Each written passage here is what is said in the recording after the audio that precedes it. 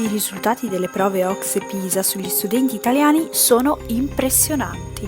Più di 2 ragazzi su 10 non sono in grado di identificare l'idea chiave di un testo di media lunghezza e uno studente di terza media su 3 è in seria sofferenza quando legge. Solo il 5% riesce a comprendere pienamente un contenuto e a valutarne l'attendibilità. Andiamo un po' meglio in matematica, ma siamo crollati nelle scienze. Secondo questi test siamo sotto la media europea in tutte le materie. Nella lettura addirittura 10 punti di meno dei nostri compagni oltralpe. I risultati dell'Italia ci preoccupano perché nella vita di ciascuno di noi, ma soprattutto dei giovani, sarà importante confrontarsi, lavorare insieme a cittadini di tutta Europa o di tutto. A inizio luglio 2022 sono usciti gli ultimi rilevamenti dalle medie alle superiori.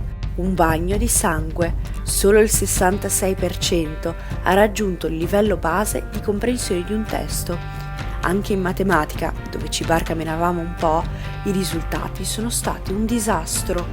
Quasi il 50% di noi non arriva nemmeno al minimo previsto per la nostra età. Ma la cosa più preoccupante è che quasi la metà dei maturandi, cioè gli studenti dell'ultimo anno, ha capacità cognitive adeguate alla prima, massimo alla seconda superiore. Purtroppo la pandemia ha segnato una battuta d'arresto. Abbiamo notato un arretramento, un peggioramento dei risultati. Ci sono dei ragazzi e delle ragazze che sono molto fragili e quindi hanno grandi difficoltà a comprendere un testo, a fare dei ragionamenti razionali di tipo quantitativo. A giugno un diplomato su 10 si trovava in questa situazione. Qualche tempo fa ha fatto scalpore l'esito dell'ultimo concorso per entrare in magistratura. Il 95% dei candidati non è stato ammesso agli orali. Su 3.797 che si sono presentati,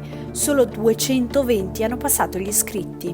La commissione d'esame ha parlato di temi imbarazzanti, un italiano primitivo, nessuna logica argomentativa, quasi non valutabili. L'analfabetismo funzionale, in sintesi, è l'incapacità di funzionare e comunicare nel mondo. Da noi un giovane diplomato su 10 si trova in queste condizioni, il che è pauroso. Esatto, e questo vale per i più giovani, perché se parliamo degli adulti, negli Stati Uniti il dato sale addirittura al 21%. Fra PIL e livelli di alfabetizzazione. Ebbene, no. Cuba è l'esempio più lampante. È un paese povero, ma ha un livello di alfabetizzazione scientifica altissimo. Cuba sforna per esempio moltissimi medici, che spesso sono richiesti anche all'estero, come in Italia in questi ultimi mesi. Quindi l'analfabetismo funzionale non ha niente a che vedere con la ricchezza di un paese.